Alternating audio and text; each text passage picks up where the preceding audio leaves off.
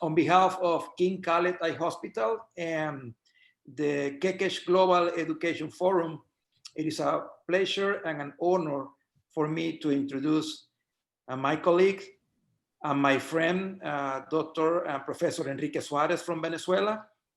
Dr. Suarez doesn't need that much as an introduction because he's a very well-known ophthalmologist worldwide. So, but anyway, I will give some details about his life. As I mentioned before, he's from Venezuela. He was a senior academic consultant at King Khaled Eye Hospital since from 2014 to 2017. Also, Dr. Suarez has a cornea and refractive surgery fellowship in United States in New Orleans with Dr. Kaufman and Dr. Margarita McDonald. And as everybody knows, Dr. Suarez is a pioneer in refractive surgery, he was one of the first ones to do it in the world many, many years ago. Actually, he has more than 30,000 LASIKs performed, also like 3,000, I think, keratomylosis. Then he was also the pioneer of radial keratotomy in the world with more than 15,000 surgeries performed. Also, then after being in refractive surgery for many years, he decides to get into cataract surgery, and he became a very well known for doing cataract surgery with more than 30,000 cases done, 5,000 multifocal IOLs. So he's a he's a surgeon with a lot of experience, and we invited him today to give a lecture about how to select the right patient for multifocal IOLs. We all know that day by day, we get to see many patients coming to your clinic or to your practice asking for a solution for the near vision, either because they already became presbyopia or also because they can come to you because they have a cataract. But everybody wants to be independent with independent of glasses. So I believe that the secret of doing multifocal IOLs depends on many factors, but the most important ones, and this is one of the main reasons why we invite Dr. Suarez, because he has a lot of experience working with multifocal IOLs. And how to achieve a very good results is to select the right patient or to select the right intraocular lens for the right patient. And many of this depends on the patient expectations, depends of the patient's preference, of visual preference, and also the lifestyle. So welcome, Dr. Suarez. It's an honor for us to have you here. And I will pass the microphone to Dr. Omar Kirat, who is a senior consultant at King Khaled. He will be the moderator for today. Once again, thank you for accepting the invitation. Dr. Suarez and Professor Suarez and Omar, thank you for accepting the invitation to be a moderator. Welcome. Thank you all. Thank you, Dr. Vargas. Thank you, Dr. Suarez, for being here. Actually, selecting the right patient for multifocal means that multifocal may not be a good option for every patient. And as Dr. Vargas said, Dr. Suarez, I think he is one of the best candidates actually to talk about this issue. And we are really been waiting for this talk for a long time. So please, Dr. Suarez, if you don't mind, you can start. And then we will, those who have any questions can write their questions, and then Dr. Suarez at the end of the lecture will read and try to answer the questions. We can see your screen. That's good. Okay. Thank you. The screen is. Okay. Thank you, Omar. And thank you, Jose Manuel, for the generous introduction. And for me, it was one of my best professional and personal years and experience in Riyadh at the King Khaled Hospital. So I cannot thank you enough for the experience you provide me there. Let's start with the selecting the right patients. At the beginning, when we start with the multifocal IOLs, we were very enthusiastic, and we underestimate the factors that gave us the right selection for the patient. I have no financial interest to declare. This is not a high scientific lecture about the characteristic of the multifocal IOLs. These are practical tips from my experience trying to avoid you the complications and the problems that I had in the past. When we see the evolution of the IOLs, let me move this.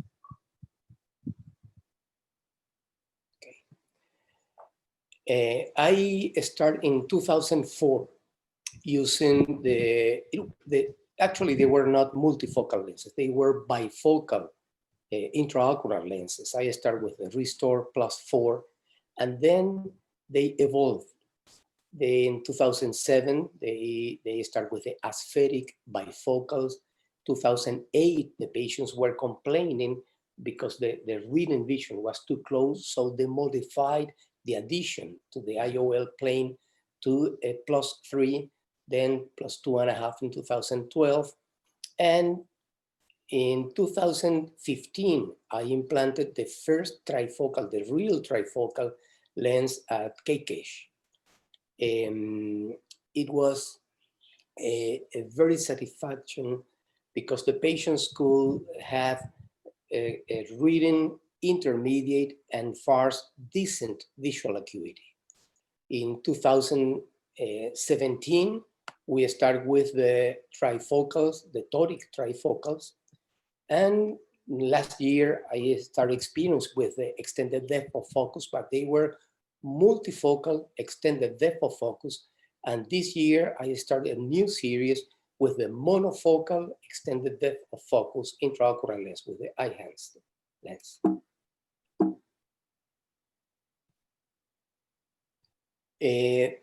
The experience is separate in different steps.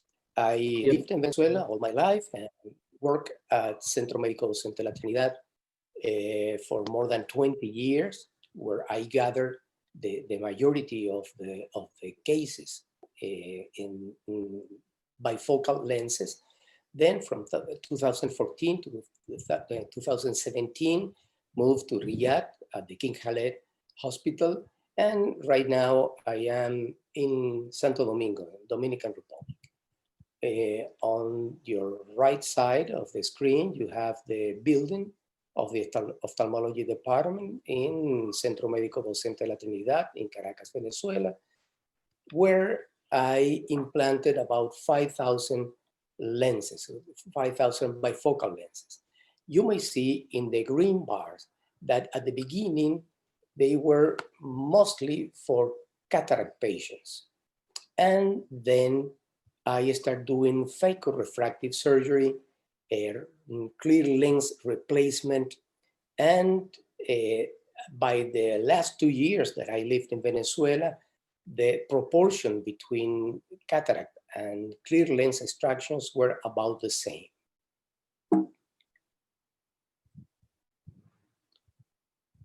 Then, as I said, at the King Khaled, I start with the trifocal lenses, a wonderful experience at the King Khaled.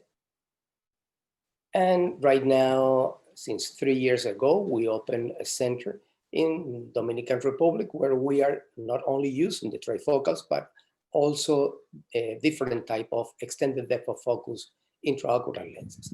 But as Dr. Girat said, the most important thing in these patients is the right selection of the patient. So I think that 50% of the patient satisfaction depends of the time that you expended at the first visit with the patient and doing an adequate selection and evaluation of the patients. The other 50% of the surgery. But if you don't have the right patient, the right candidate for this intraocular lens, you will have problems. So what is, let me change this. Okay, what is the chair time? The chair time is different times that you have to expend with the patients. First is the time that you expend trying to analyze, to decode the patient's personality. The time that you will perform a comprehensive ophthalmology evaluation. It should be a complete evaluation that I will explain later. And also the time to explain what is the problem of a patient. If it's a cataract, if it's a refractive defect, what is the hyperopia, astigmatism, the different alternatives of intraocular lenses that you may use, the surgeries that you may perform. Also, you have to talk about the monovision. And is the most important for me is to talk about the success percentage, the side effects, the complications, excuse me, that the patients may have during the surgery, and that could lead to a monofocal lens because you could have a complications that it made impossible to implant a multifocal or trifocal lens. The patient selection triad. For me, is very important because each one of these factors are as important as the other one. First, the psychological profile. Second, the ophthalmological issues that the patient may have. And third, the medical issues. Let's start with the psychological profile. You have to be very attentive to the personality of the patients. Be careful with those obsessive type A personalities because it's impossible to please this type of patients with these lenses. Also, over-demanding patients. You know, during the first interview, you may guess which is an over-demanding patients.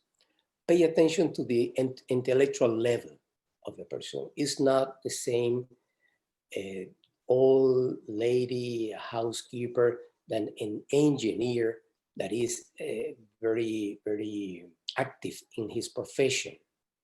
Also, it's not the same an accountant than an architect.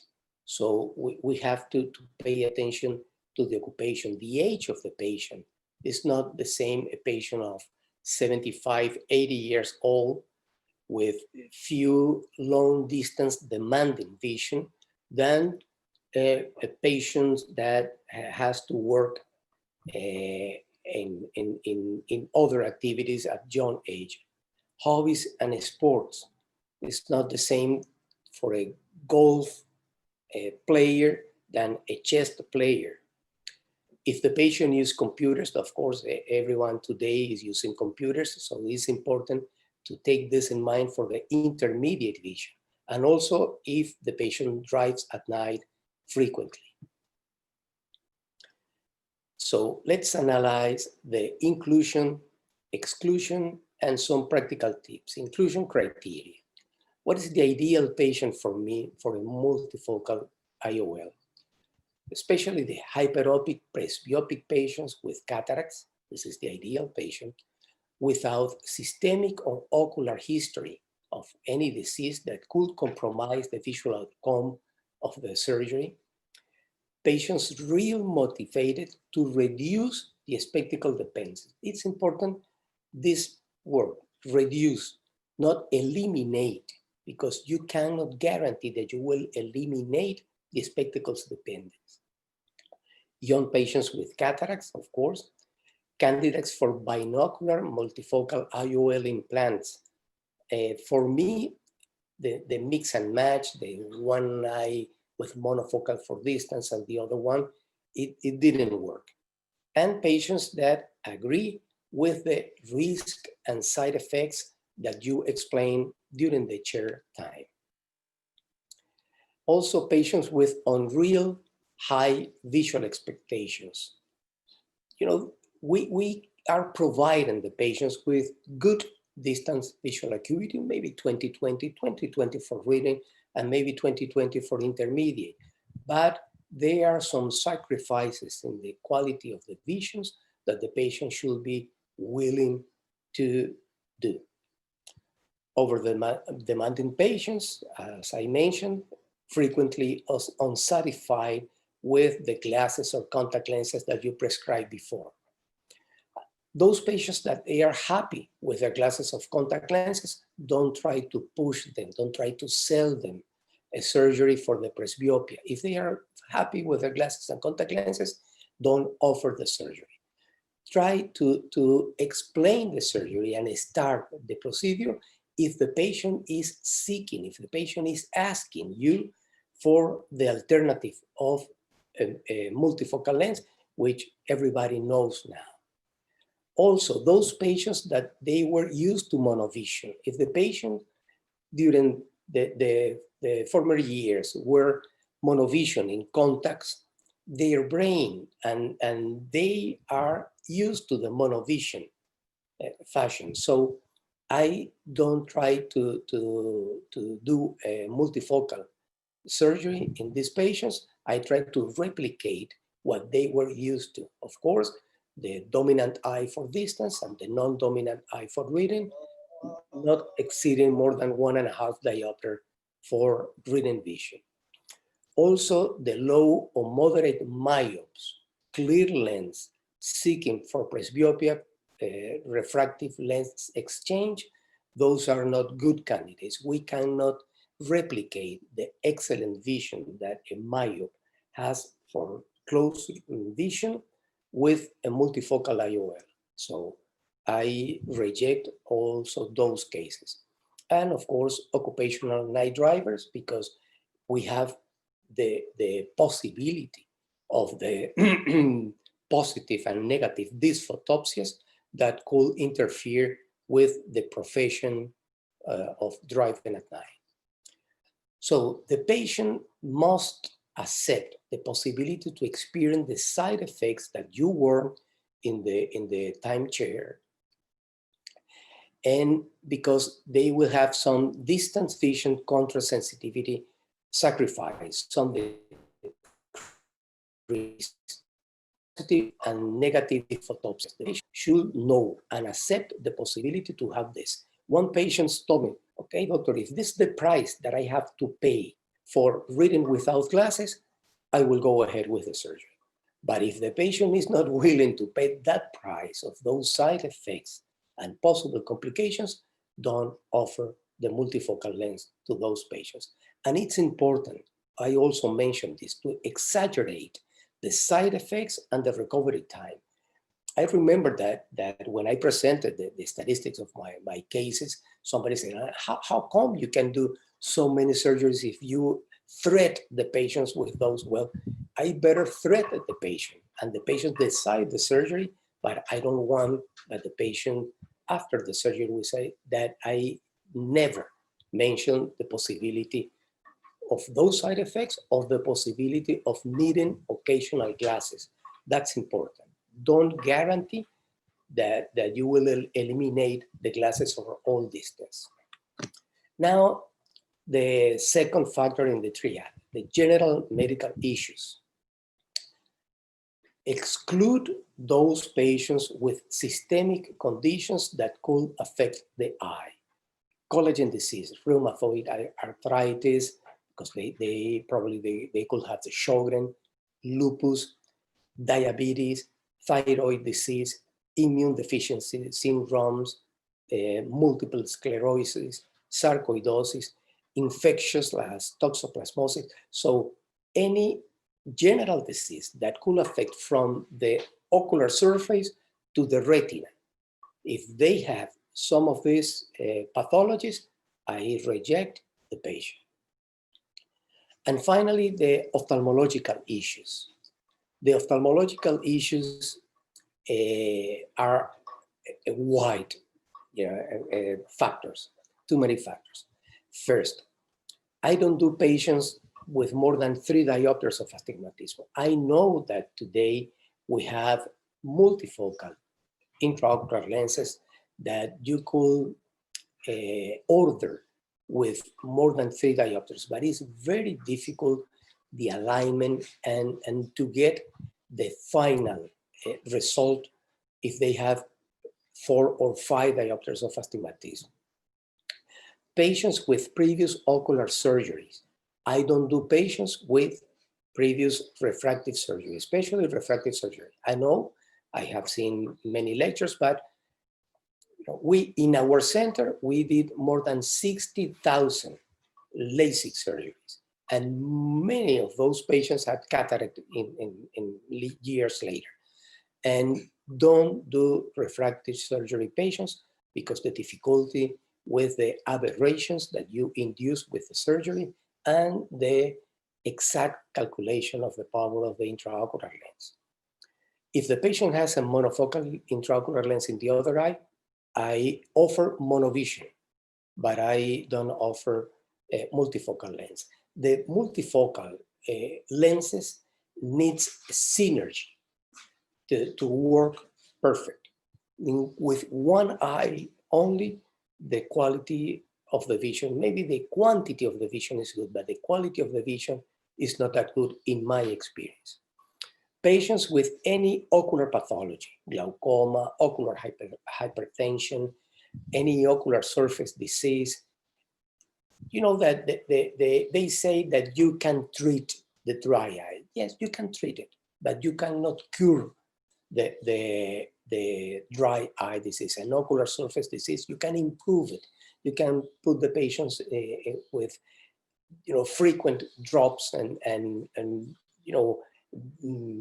leads treatment, but the patients sometimes they forgot to put the drops, they forgot to go for the meibomian treatment, and the ocular surface start again. So I reject patients with ocular surface disease.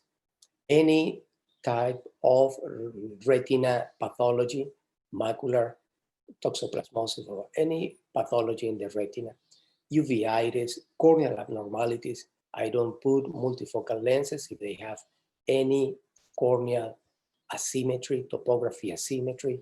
I reject those patients. And of course, any optic neuropathy. Cases, exclusion criteria also, cases that could end with high astigmatism. If you have a patient with a brunescent cataract, a very hard cataract, that you may end in an extra cap, open place sutures, you will have a high astigmatism that it will compromise the power of the vision with the multifocal lens. Monocular cataract. I put the interrogations mark because I have few cases. I will mention a young plastic surgeon that have a traumatic cataract, and he demanded that he needed distance and reading vision with the cataract eye. So I explained him the problems that he could have in the future with one multifocal in one eye and this natural lens in the other eye. And I told him that maybe I will have to do a clear lens extraction in the good eye to put a multifocal lens because he already has in the cataract eye. But even 12 or 13 years later that I followed these patients, he was pleased, he was happy, and he was still working with his surgery. Also, if the power of the IOL needed exceed the powers available, not only in the spheric powers, but also in the astigmatic corrections, you cannot offer a good, because I know that they say that you can complement the astigmatic correction with the toric lens with incisional surgery, but for me they are more unpredictable, the incisional surgeries, than the correction with the intraocular lens. If you have any risk of instability of the intraocular lens, if you have sonular damage, of weakness of the sonular patients with pseudosfoliation, I don't offer an intraocular lens, not only because the complications that I may have during the surgery, but also the complications that I could have years later. If you have an unstable or extended capsular radius, if you don't have a good capsular radius that will bottom the intraocular lens inside the back, the lens could tilt. And if you have a tilt of the IOL, you will have problems with these multifocal lenses. If you have a wide posterior capsular rupture, if you have a 3-piece multifocal IOL to place it in the sulcus, go ahead. But it's very difficult today to find these 3-piece multifocal IOLs. I know that they have done a scleral fixation of lenses, but with a single piece scleral fixation lens, it's not that good. If you had a significant vitreous loss during the surgery or pupil damage, don't put the multifocal lens because most of these lenses are pupil dependent. Now let's talk about the pre-op evaluation. This is very important.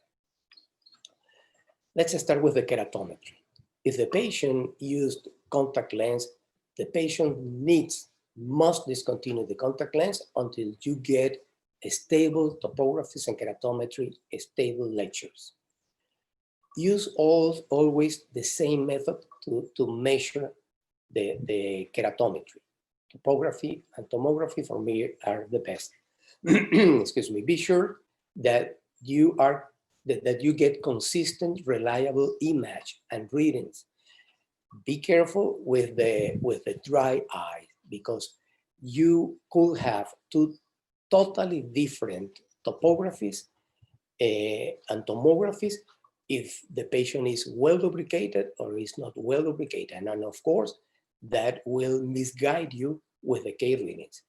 And also, I always compare different methods of keratometry. I have my slit lamp, and in the same table, I have a keratometer, a manual keratometer. And I not only check the patient on the slit lamp, I move and I do my own manual keratometry, the old fashioned, but I also do my keratometry and also always give me a lot of information. And I compare the manual, autokeratometry, biometry, and the topo and tomography images. And compare not only the amount of the astigmatism, but also the axis. So you may see here that this patient has about 2 diopters at 80 degrees. So I go to the autokeratometry and has 2 diopters, 80 degrees. And in the left eye, has 3.3 at 89. Okay, has 3 diopters at 90 degrees. So compare different keratometries. And as I mentioned, biometry, autos, topos, manual. Not only do the topography, also try to do corneal aberrometry because you will get surprises. They are not that frequent, but you will get surprises with some ocular aberrations that you could have. And consider always the posterior corneal astigmatism, which is about 10%, and reject cases with corneal abnormalities, surface disease, ectasias, scar, previous refractive surgery, or any other type of corneal surgery. For me, they don't qualify for a multifocal lens. This is a patient that, according to the keratometry, had less than half diopter of astigmatism in both eyes. So according to the astigmatism, this patient could qualify. But look at the irregular. So this is a dry eye, and not only the dryness, but also the asymmetry in the topography. So this patient is not a good candidate for me for an optimum vision after IOL. Also in this one, 1.7, 1.3 diopters of astigmatism. Of course, they are toric multifocal lenses that could correct the astigmatism.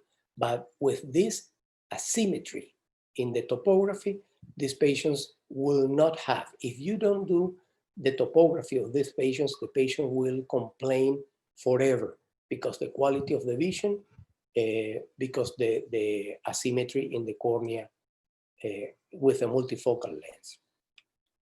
Big mistake. This is a patient that I did a radial keratotomy in the 80s, 4 incisions radial keratotomy. Years later, she came back. She's not only a lawyer, she's a judge.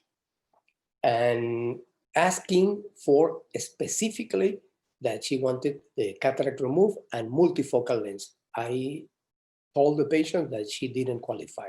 She insisted, she pressured me, but I didn't do the surgery. Well, suddenly she went to another center and they implanted a multifocal lens in this lady, and she was mad. She was very unhappy, and I think that she sued the other doctor for doing that. But I told her that she needed to remove the lenses, the intraocular lens, the multifocal, and replace it by monofocal.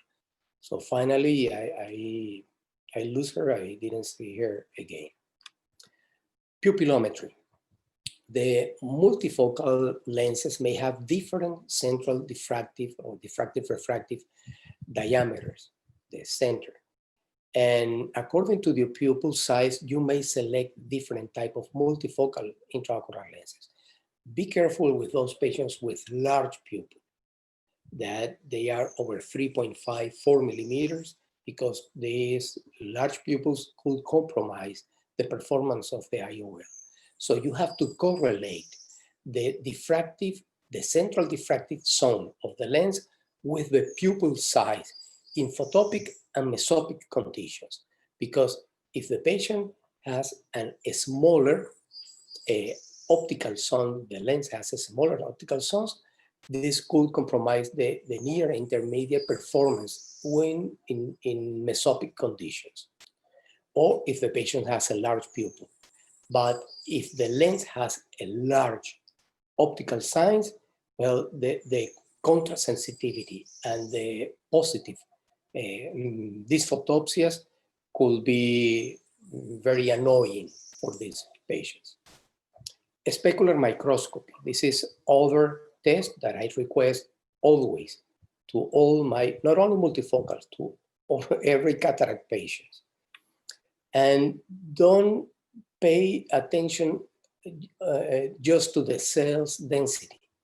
You have to be careful with the other parameters, the pleomorphism, the polymagatism. Let's say this patient, this is the right eye. Well, looks decent a test. But look at the left eye. I'm sorry, look at the right eye here, 2170 eye.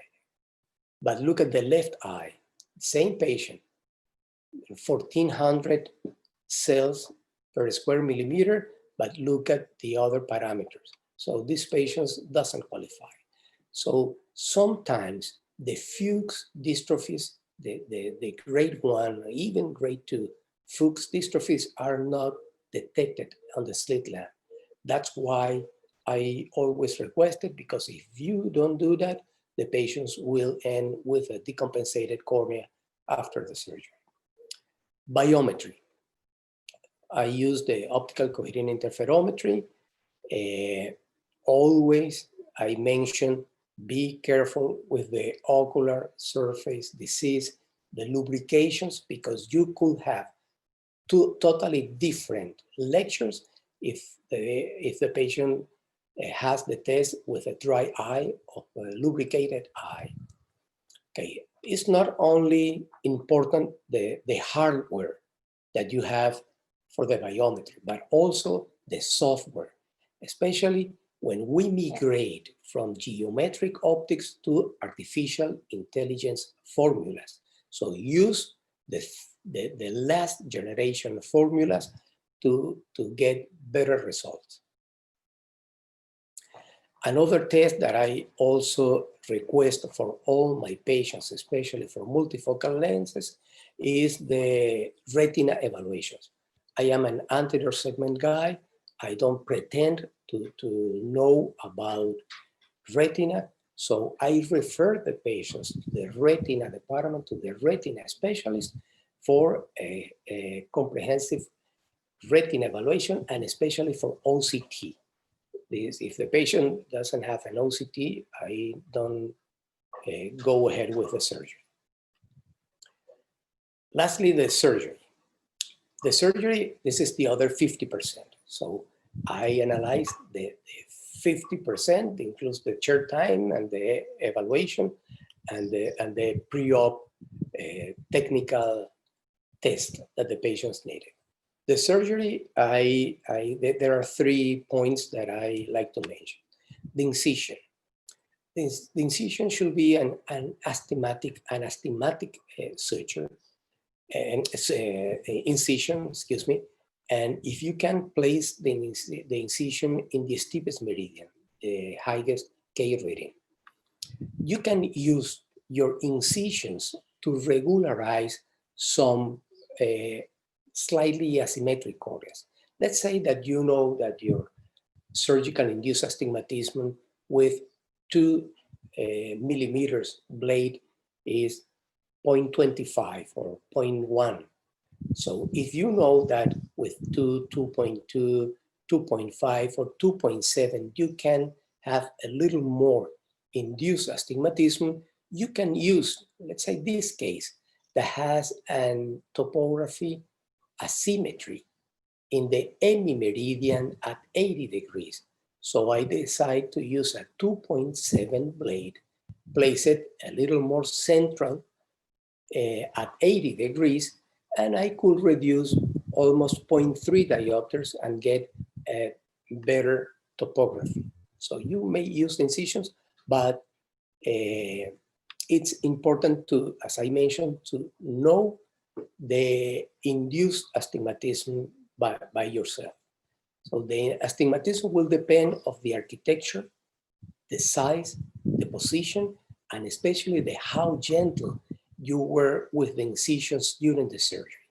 You never should stress the incisions. You never pull the cornea or pressure. You have to work like a pivoting, floating in the incision. I prefer to use 2.2 or smaller incisions in the peripheral clear cornea or limbal, square or trapezoidal. And you should know surgical use astigmatism, because astigmatism is a determining factor to the quality of the vision with the multifocal lenses. It's important to know it, and you could use some of the patients, especially the Warren Hill's webpage, to calculate your surgical induced astigmatism. And it's important to know that these lenses are very intolerant to astigmatism. If we know that more than 1/3 of the patients have more than 1 diopter of astigmatism, you have to consider not only the multifocality, but also the tonicity to correct the astigmatism as well. And I will show you some examples. Okay. How the vision degrades with astigmatism. If it's 20/20 with no astigmatism, with half diopter of astigmatism, start with 20/25, 1 diopter of uncorrected astigmatism is 20/30 or minus, and the higher astigmatism, the worse the vision. Not only will be the quantity of the vision, but it's the quality, because the patients sometimes they have 20/25, and you consider, well, that's a decent good vision, but it's the quality of the vision that is the complaint factor. And I will show you this case. This is a real case that I did.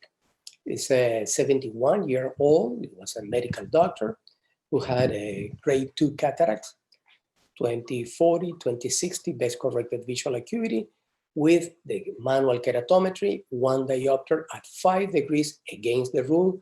In the left eye also, 1 diopter at 165 degrees against the rule. The refraction also with some cylinder against the rule.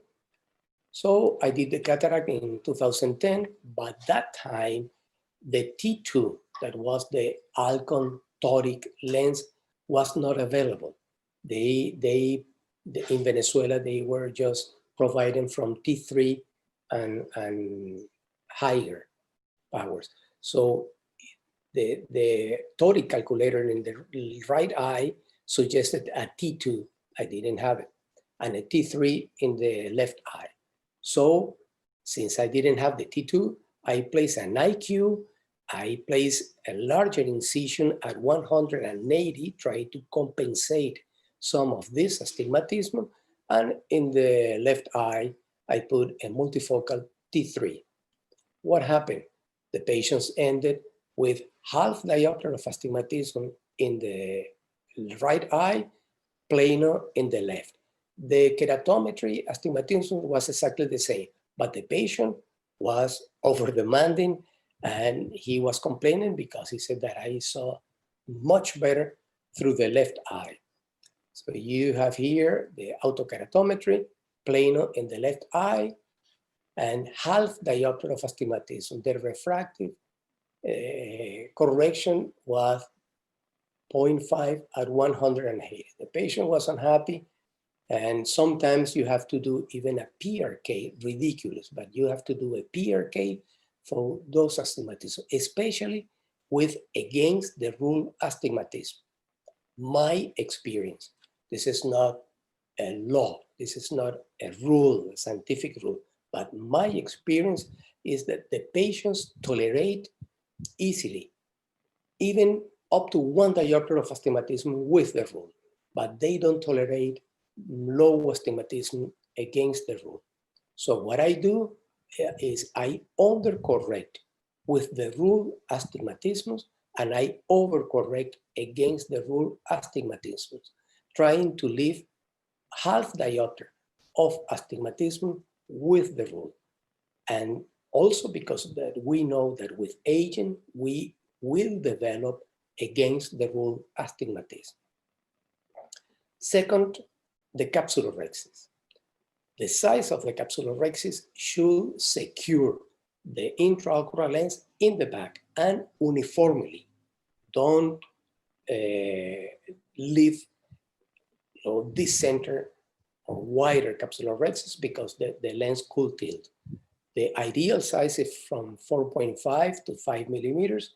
In the femto laser surgeries, I used 4.8 circular and central to bottom the lens down. And finally, the IOL's placement.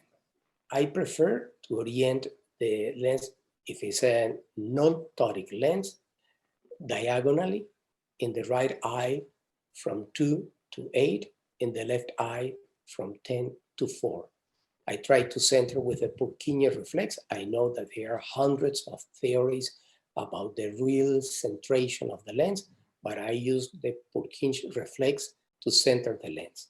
And also be sure that the lens is in contact with the posterior capsule. You have to be sure that you remove the OVD, the viscoelastic behind the lens completely. Okay. Ahora lea this is a patients to show the trifocal lens. This is the comfortable distance. And I asking her now to get as close as possible and read the smallest line. So this is about 25 centimeters.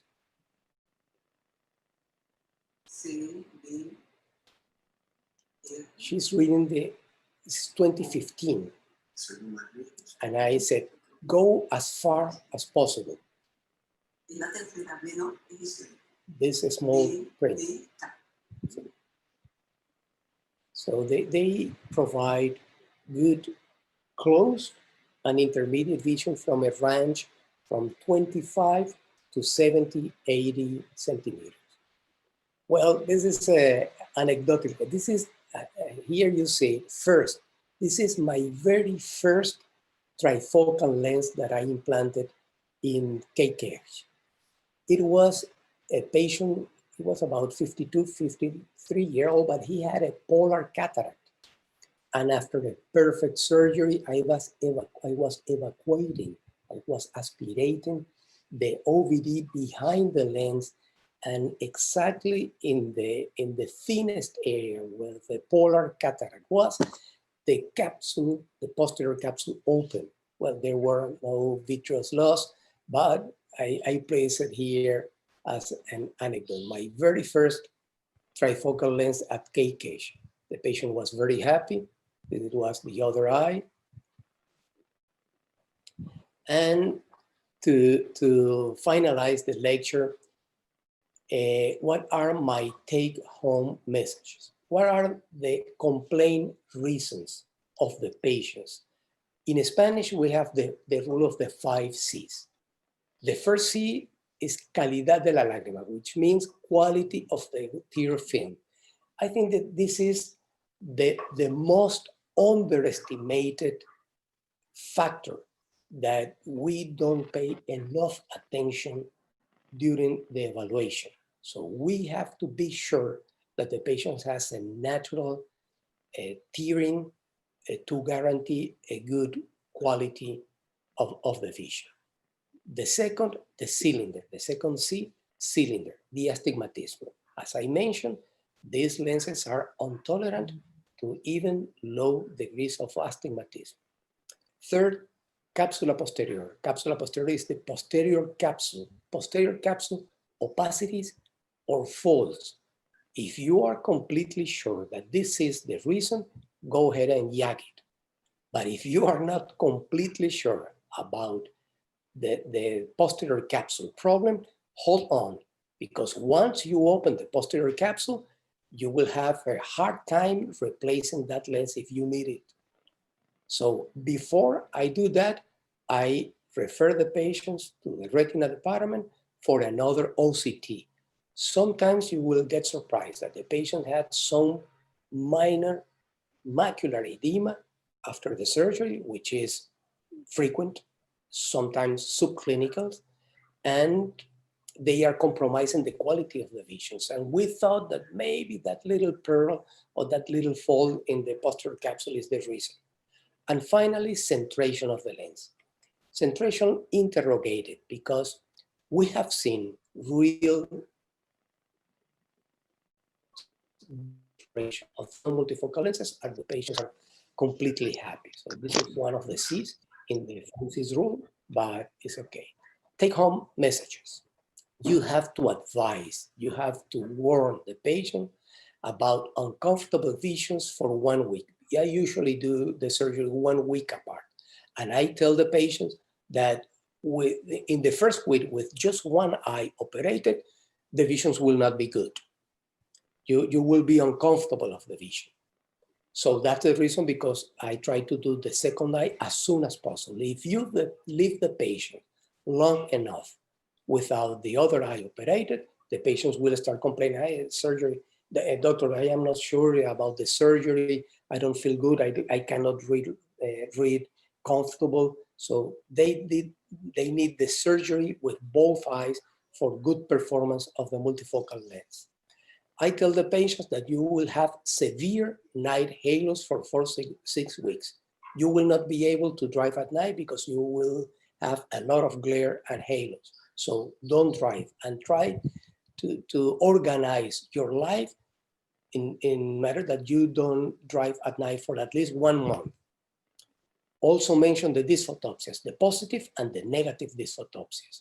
You have to explain the neuroadaptation with the lens. I tell the patients, this is like every time that you change your glasses, especially if they are bifocal or multifocal, you need some days or weeks for your brain to get used to that new correction. And always open the possibility for occasional glasses. So it is better to exaggerate the symptoms and side effects in terms of intensity and length of them, and let the patients decide the surgery with the multifocal lens despite everything you warned. I know that for commercial, economical, whatever reason, some people are trying to push the patient for a multifocal lens. I do the opposite. I try to scare the patients, and the patients sometimes say, hey, doctor, it was not as bad as you told me before the surgery.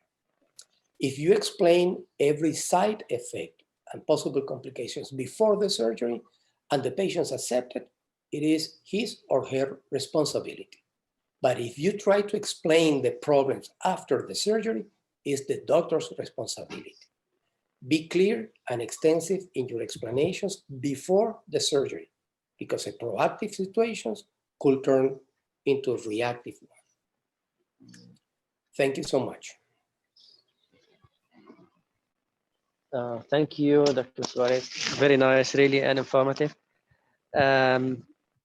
As we always tell to our fellows, putting a multifocal IOL is not a big issue. The lens itself is not easy to insert. It's just like the monofocal lens. The problem is what may follow the insertion of the multifocal lens. I have, if you don't mind, Dr. Suarez, if before we open the floor for the question, and the question I think you can look in the chats there and see if you can have time to answer them.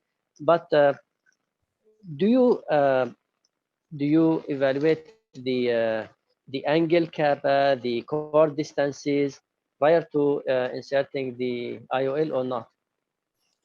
Not really. Not really, because as I mentioned, trying to determine which is the Q, the kappa, the Purkinje, the central optics is very difficult. So I really don't know where the lens will end, because you can place the lens wherever you want, using whatever angle you decide.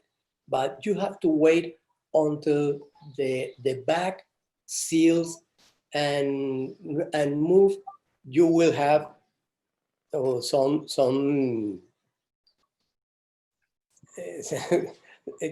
a final centration of the lens. Yes, it is. Actually, the position of the lens is dictated by the bag itself, and the position of the pupil is a very dynamic thing, and even the way the pupil dilates even differs from cyclo to phenylephrine effect.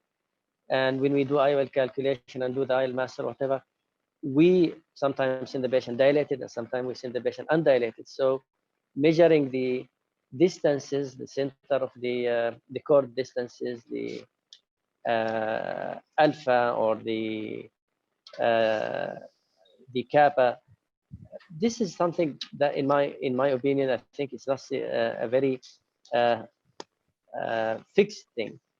The best thing to measure, if for those who are concerned with the cord distance, is to measure the limbal to limbal area, and which is the alpha distance, the alpha cord distance. But this thing takes us back to the white to white measurement, and we have a hassle with the measurement when we are dealing with the ICLs.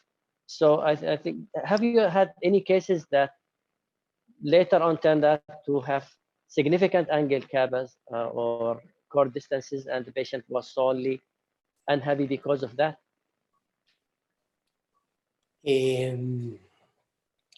Maybe, doctor, but I can't assure you that this is the real cause, because we are not trying to measure this difference, to be honest. Mm-hmm. So this is from a practical point of view. sometimes we cannot tell what is the reason of why this patient is not, you know, we try to look for another factors, but to measure the angles, if it's kappa, if the Q, if there's the porquines, not really. Mhm. The other thing is, would you hint to a multifocal IOL to a patient who has no idea about it? Patient who comes with cataract or complaining of presbyopia, would you hint to the multifocal lens to the patient? Patient is totally unaware of such a thing.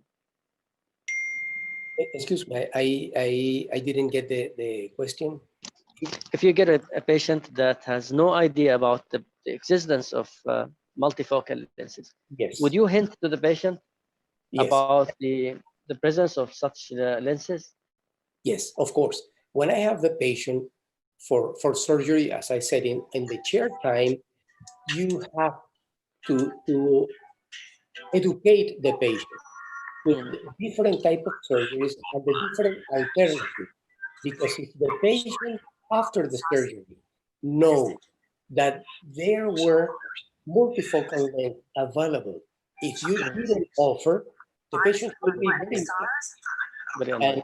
and once I have that, I underestimate the economical level of the patient. I thought that it was a poor patient, and I didn't offer a multifocal lens for this patient. Yes. And after that, the patient was very unhappy and very upset because I didn't offer the multifocal lens for him that he could pay, but I didn't offer. We have to offer the different lenses if the patient's qualified. And the opposite. Interference sound, some third party. Go ahead, please. No, but and the opposite. Sometimes you have to discourage the patient because the patient comes thinking that he will have or she will have a multifocal lens. So it's important to explain why yes or why not. Yeah, when we were talking about yagging the posterior capsule, I remember one patient who came after having a multifocal lens and done by a colleague. He was not happy. Obviously, the patient had dry eye and some corneal irregularity. So I was, hinting before completing the exam that we may need to replace the lens, but I told him let's dilate and see. So when we dilated, we found that he had YAG capsulotomy and large rents in the posterior capsule. So I told him it's better if you go back to your surgeon and discuss the options with him. I think now we have questions. I think the questions will be, you can see, I think, on your screen. You know what? I cannot see you again. I have my screen with my last slide. You don't see me. No. So those are the MTV. Can you look at this? No. I am just on my screen. I cannot see yours. Well, Omar, I think you can look at the questions. Yeah, you can go ahead and read the questions, Omar. So let me see the question.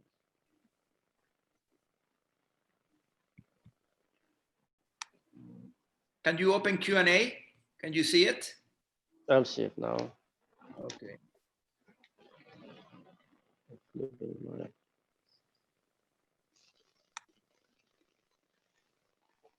Okay, I have you back. I don't see it here. El ventilador.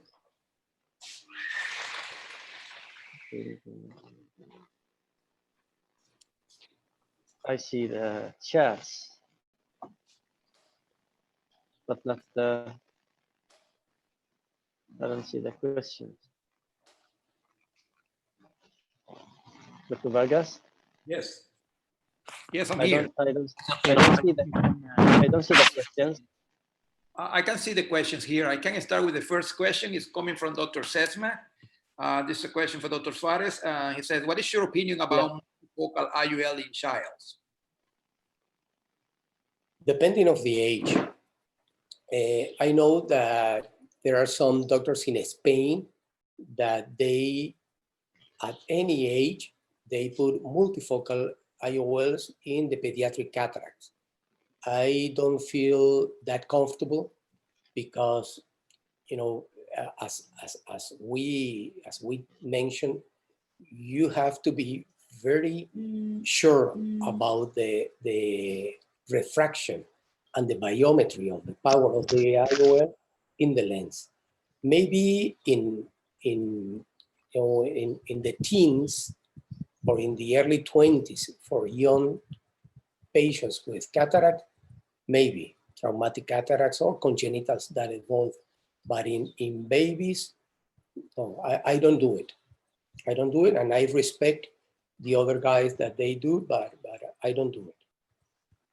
I see the questions now. So, Dr. Vargas?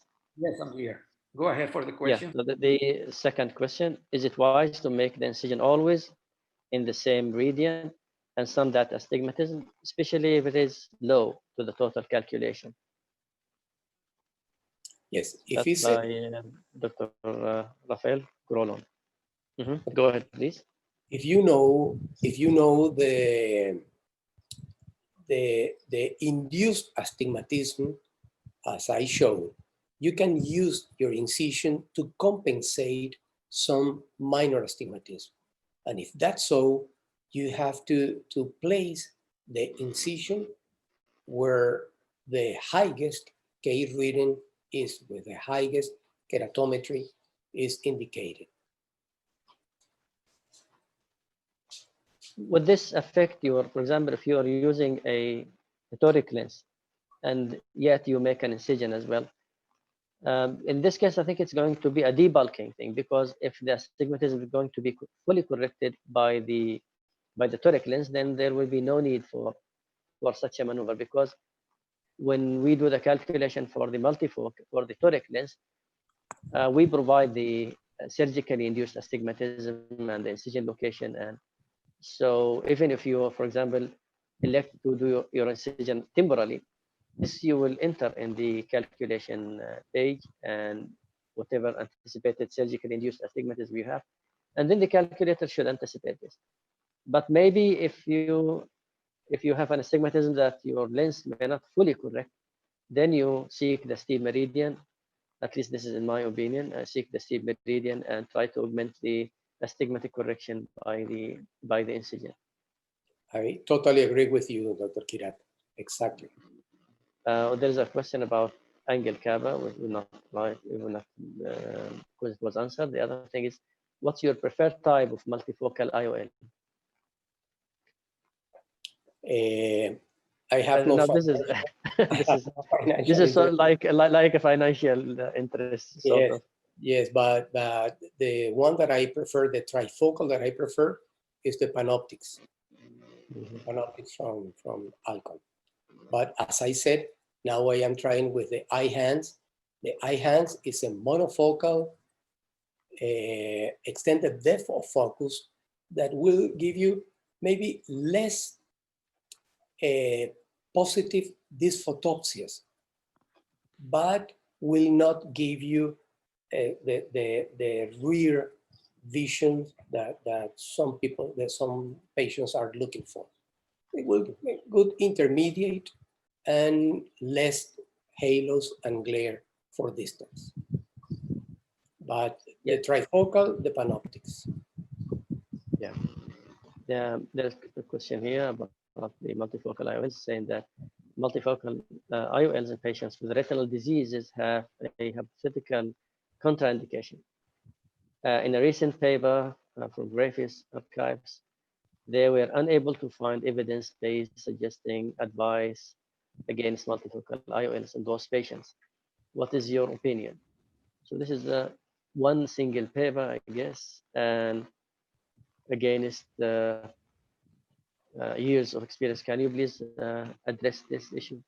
because I think you mentioned in your patient's evaluation that you do retina evaluation, Yes. and I think it's very rich literature about retinal disease as contraindication. So if we rely on one paper saying that patients cannot make a difference, then maybe I think it's the retina itself is not okay.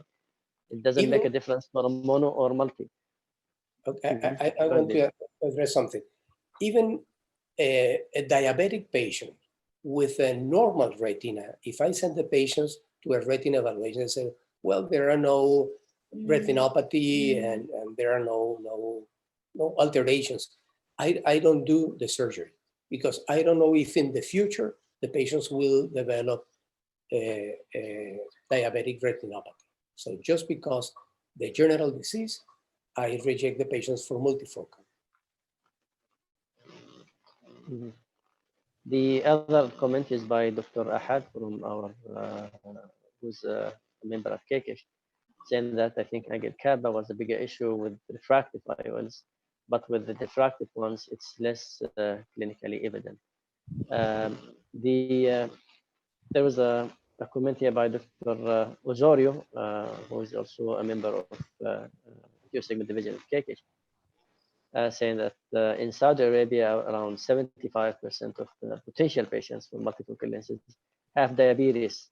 What is your opinion of Sulcoflex multifocal IOL implantation as a temporary solution while the patient has a normal macula? And later on, if the patient has a macular edema, the multifocal Sulcoflex could be eventually removed.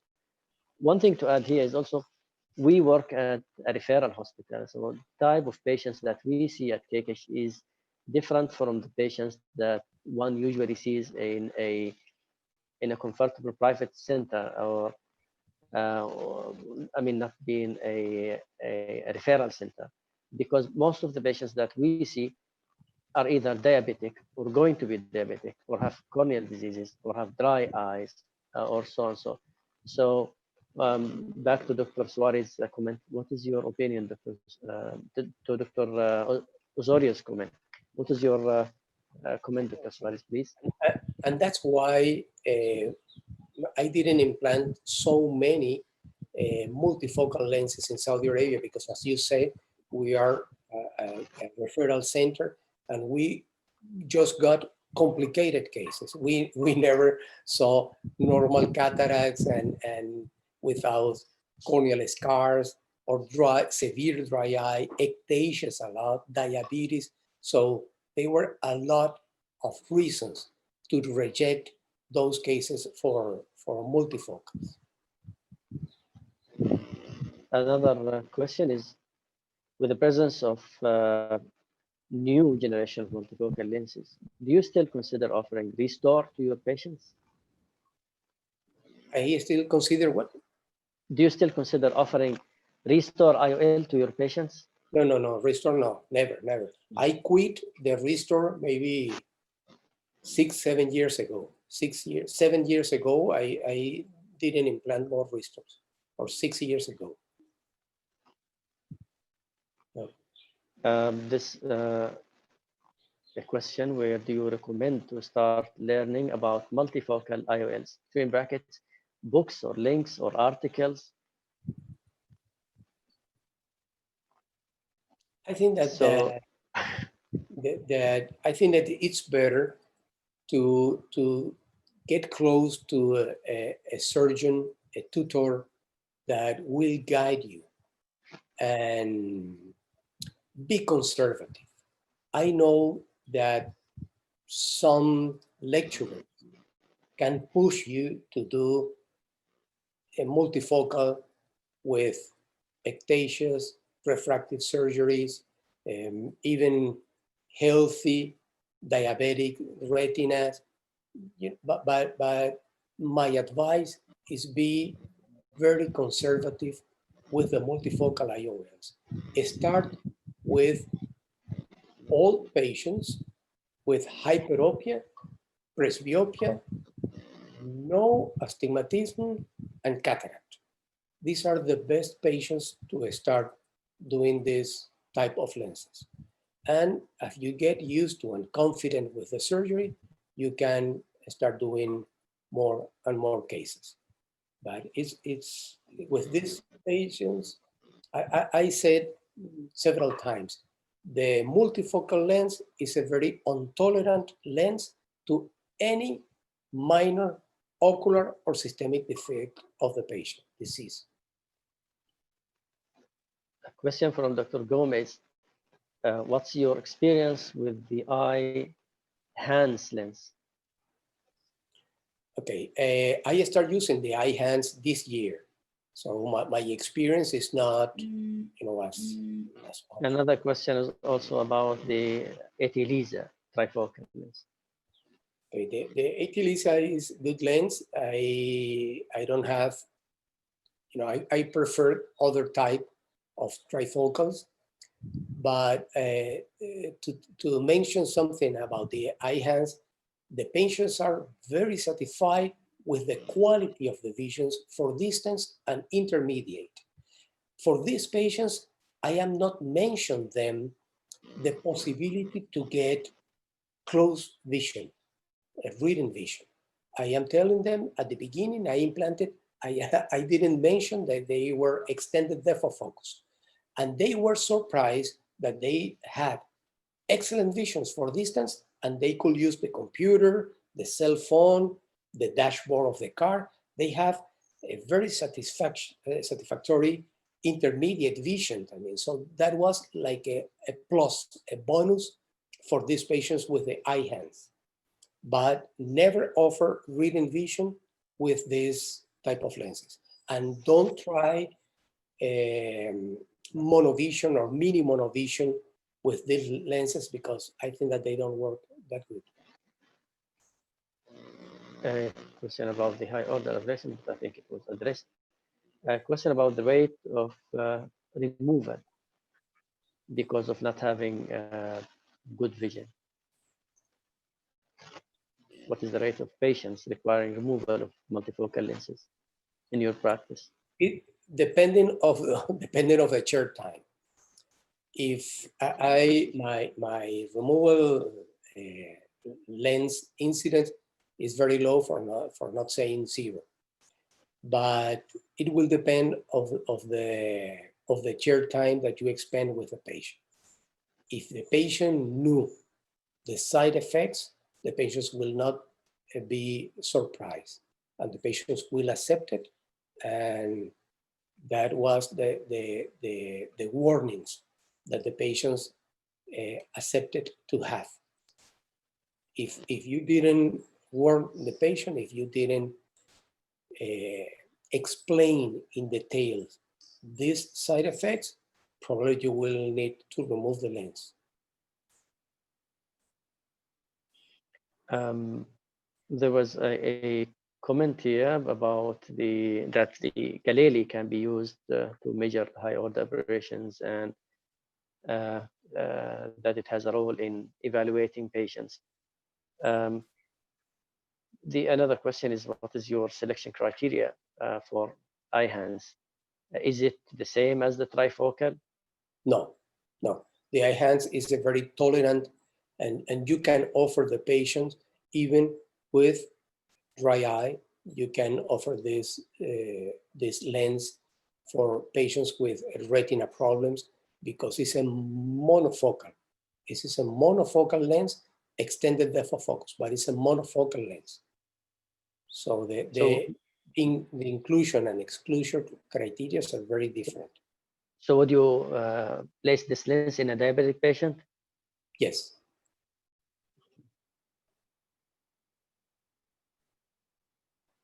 So another question, but I think it was answered from Dr. Najwa Dabbagh. She was asking whether you put a multifocal lens in a patient who had a refractive surgery, and I assume that she means cornea refractive surgery. I think this one you answered it. I don't do it. I don't do it.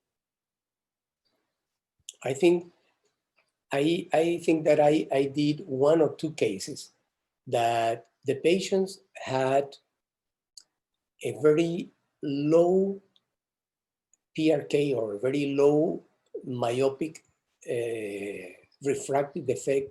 We did LASIK, and the topographies were so regular that I think that we dare to put an intraocular lens in these patients. And I think that the patients, as long as I remember, the patients was okay.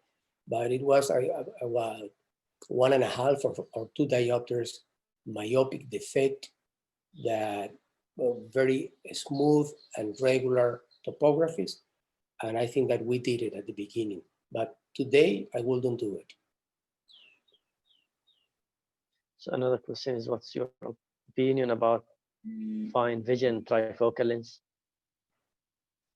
Fine vision. I have no experience. Mm-hmm. Another question is, if angle cap is not considered, what about angle alpha?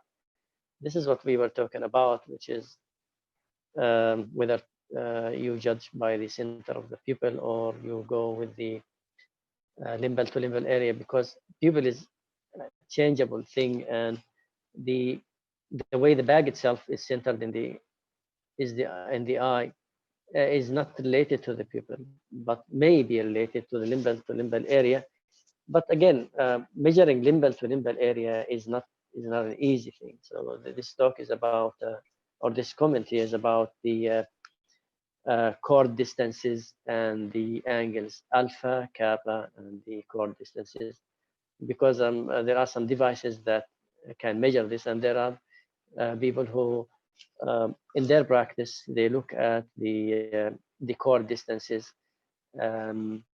So if it is a significant, if the distance predicts a significant displacement between the center of the lens and the visual axis, then they don't implant an IOL.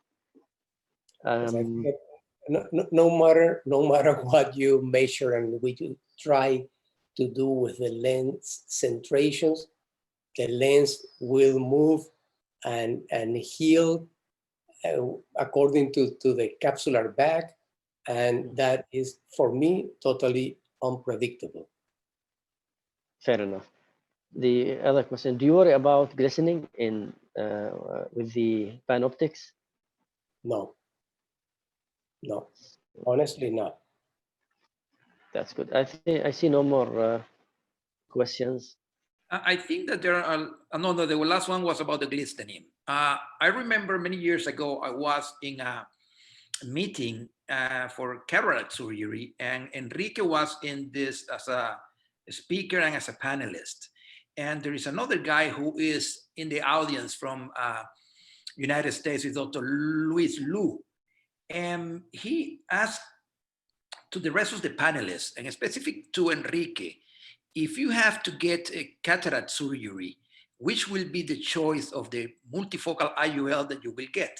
But that time, many years ago, we only have the Restored, and there was another one, lens as well, but we didn't have as many as we have right now. We have EDOF, we have multifocal, we have trifocal.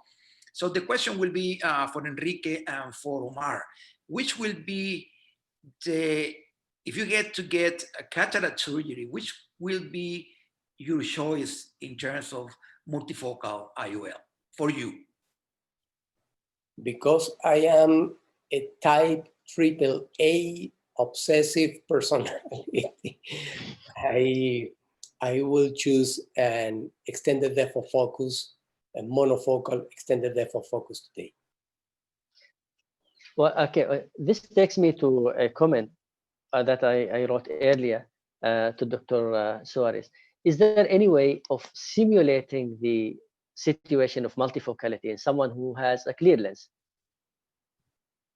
so that the patient actually knows what he or she may end up like? For example, multifocal contact lens or anything that can mimic or simulate the situation? Well, not in this medium, because the available multifocal contact lens are difficult to find and very expensive. And it's not a practical simulation in my practice today, I think.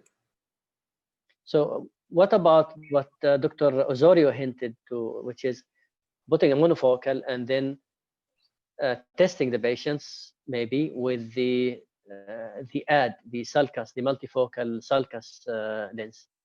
Would this be an option in patients that you have borderline doubt about them tolerating the multifocal lens? I know that today we have new options of piggybacks or secondary implants with multifocal lens for those patients that in the past had a monofocal implantation and now they are willing to have multifocality. I don't have experience with these sulcus implanted lenses, but for a real simulation of the vision with a trifocal intraocular lens, I don't think that there are nothing that can match the vision, the exact vision with these lenses.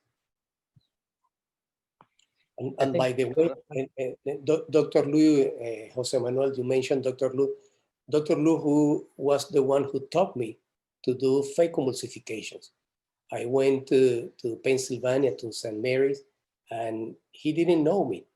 And he hosted me in his house, and for days, he taught me everything that he knew about phacoemulsifications, maybe 30 years ago or so, or maybe a little more. Yeah, he's there in the audience. Let me make a little comment, because we all know that how important it is to select the right patient. So basically we have to, as I mentioned at the beginning, we will be looking for the patient's expectations, visual preference, and lifestyle. I want to call the attention of everybody regarding a device that was mentioned by Dr. Arthur Cumming a couple of weeks ago, 3 weeks ago in one of our seminars. He was talking about a device that is a visual behavior monitor. Vivio is a company from Switzerland who manufactured this. Basically, this is a device that goes in a regular frame. It goes clipped into the regular frames and has a sensor that measures the orientation, motion, the light in every single activity that you do. So when this device measures the activity, have the capability of matching this activity with the patient's data with a specification of different intraocular lenses. And this device has a very specific state-of-the-art artificial intelligence to recognize the activity of the patient and will select and optimize the intraocular lens for this specific patient. I think that this is brand new. I don't know if it is on the market. I saw Floridian Kratz and I saw Arthur Cumming talking about this in our seminars and in many other seminars. I think that this is something that we have to pay attention, because this is something that is common and it will help us to decide which is the best patient to receive a multifocal IOL. That's wonderful, but there is something much less expensive that is called the chair. Dr. Gregorio Marañón, a Spanish doctor from 19th and 20th century, once he was asked, which is the best invention in medicine? And he said, the chair, because it's where you can hear and listen what the patient needs and the patient says. Yeah, such a device will need to be put to the test, because whatever it may predict about the satisfaction of the patients or the patient's response, then let's say that the device says, okay, go ahead, put such a lens. And then we have to see what would the patient say after the surgery. Things differ. There are changes in the eye, not only removing the lens content and putting a lens in the back. the cornea gets affected, the endothelium gets low. To some extent, there are folds in the posterior capsule, the macula gets affected. So whatever the device may tell preoperatively, I think it will change postoperatively. Not until this device is really put to the test with a large number of patients, then we can really trust it. And if so, it will be it may actually help in the chair time actually that you spend with your patients. At least make things or show things to the patient that are difficult to describe. When we talk about, for example, the trade-off in terms of contrast sensitivity, in terms of, for example, different illuminations in situations. If such a device can give us an idea about such a thing, then that's a good thing. But I think a lot of tests and studies need to be done on such a thing. Dr. Vargas. Yes. I think that today, the mini monovision is an excellent alternative. And probably I am doing about the same of mini monovision than the multifocal implantations. The incidence of IOL, multifocal IOLs that I implanted, the percentage is much lower than I did maybe 10 or 15 years ago, much lower, because now I am much more aware of those side effects and problems that maybe we underestimate at the beginning. We didn't pay enough attention to those problems that in the future the patients will be affected. So what targets do you for your mini monovision? Maybe quarter diopter in the dominant minus a quarter diopter in the dominant eye, and 1 1/4, 1 1/2 maximum, 1 1/4 in the other eye. In the non-dominant, 1 1/4 of myopia in the other eye. Also, do you simulate such a thing? This is easy, I think, to simulate with contact lens prior to touching the patient. Yes, that's very easy to simulate, and that's what we try to do before the surgery. And check which is the dominant eye. True. Dr. Vargas? Yeah, let's see, we still have some questions here. I know the last question was a question from Dr. Noguera. I think that was the last one about glistening. Well, I think that we are 1 hour and a half. Oh God. So I think that was a fantastic lecture. On behalf of King Khaled Hospital again, Enrique, it was an honor and a pleasure and a privilege to have you here again. We all remember you all the time. Everybody miss you over here. Hopefully we will have you here at least as a visiting professor in the future once this coronavirus situation gets over. Omar, thank you so much for being a moderator. Thank you everybody for attending. Once again, we're very happy to have you here, and many thanks for attending this. Omar, shukran jazilan. It's a pleasure. Thank you very much. Thank you all. José Manuel, muchas gracias, hermano. No, es un placer, hermanito.